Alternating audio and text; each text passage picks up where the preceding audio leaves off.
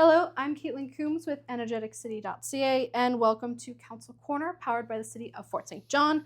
Today we are talking to Councillor Tony Zabinsky to get the latest updates happening in the city. How are you doing today? Great. Yourself, Caitlin? Very good. Thank you Perfect. for asking. All right, let's dive right in. We're talking about capital projects today. Ooh, love capital projects. So very briefly, can you explain what exactly a capital project is? Well, in basic form, capital projects are anything that we buy or purchase or do in regards to buildings, machinery, water and sewer pipes. Those are capital projects. They're not operational. There's things that you can touch, feel, move around. Those are our capital projects. Those are items that we buy or purchase or build that have a long-term longevity for our community, right? We don't buy them for short term. We want to make sure that we buy them for a longer term period, so whether it's a grader or an excavator or the RCMP building as an example, right? So those are capital projects that when we talk capital, you touch, feel. I mean, you don't want to go and touch water lines or sewer lines, but you get what I'm talking about. And hopefully the people out there get it as well. Okay. And are they fully or exclusively funded by the city, or is there kind of a balancing act? Okay, a good question. No, they're not funded by the taxpayers. All right, so let's clarify that. All capital projects that presently the City of Fort St. John does is not funded by the taxpayers. So where does our money come from to do these? Well, we have three sets of real revenue streams that comes in. One, we use our Peace River Agreement funds that we get. Okay, so we get money that comes in from the government. It actually goes to the, quick story about it, it goes to the regional district and it's funneled out to the different communities in the region. And we get a portion of that. Two, we get staff to go after grants from the federal government and provincial government to help in regards to, provided they match the scope of those projects, those capital projects, to get funding for that. And third, we have reserves set aside. So, we have money set aside, whether it's water, sewer, or other reserves that we tap into for these capital projects. So again, it's always important when I'm talking or any councillor is talking into and everything else that our capital projects, touch wood right now, are not taxed by the taxpayers of our great community. Wonderful. And what are some ongoing capital projects the city has working on at the moment? Okay, so big one that is probably was a little past due, but we're getting it done. A Duncan Cran School, 89th Street, water and sewer that's going in there. Still underway, still being worked on, and it's looking great. I drove by there just the other day on my bike, and it's come along great.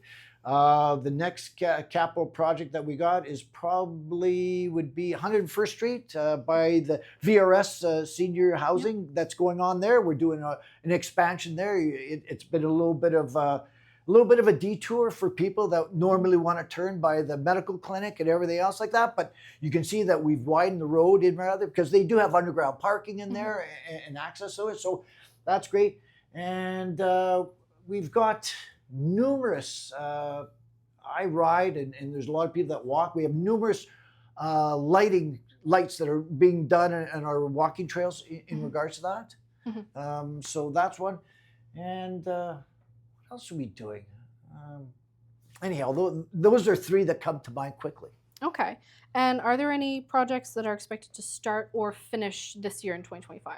All projects that have started in 2025, unless I've been told otherwise, are going to finish in 2025. So we're all, based on the contractor and what we've been told that they are going to finish. Now, there are some projects that are going to be starting up or in the infancy of moving forward in regards to that.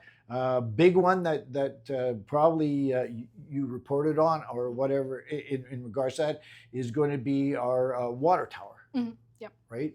Water reservoir. Water reservoir moving forward in regards to that. That is going to be a huge, enormous. Well, without water and sewer, and the safety of our community, safety services, you don't have a community.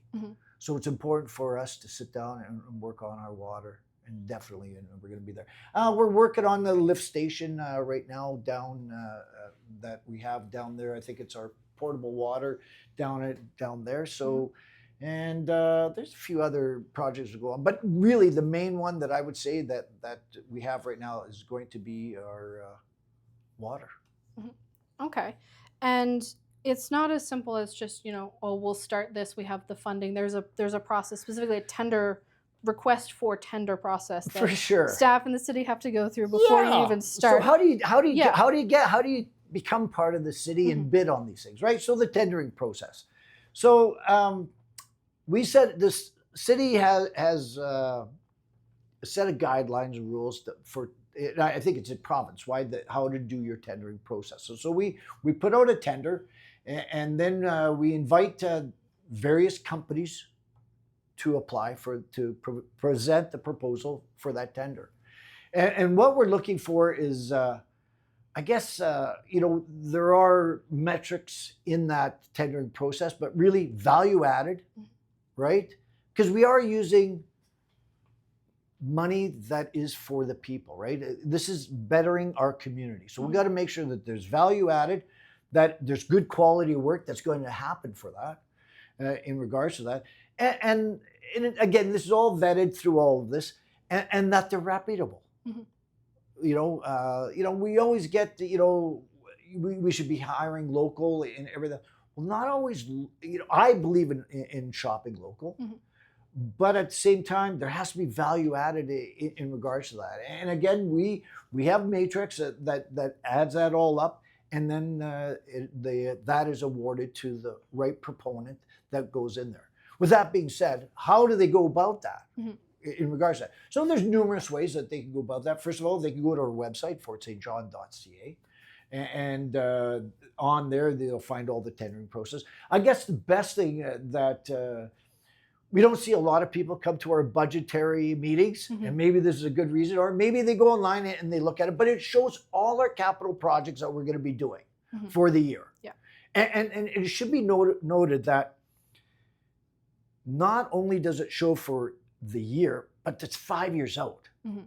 So it's not that, we're just doing this in 2025, or it's going to start in 2025 or end in 2025. We got 26, 2027, 2028 in regards to that. So it gives a good, we have to do it because we have to know budgetary what we're looking at. Yeah.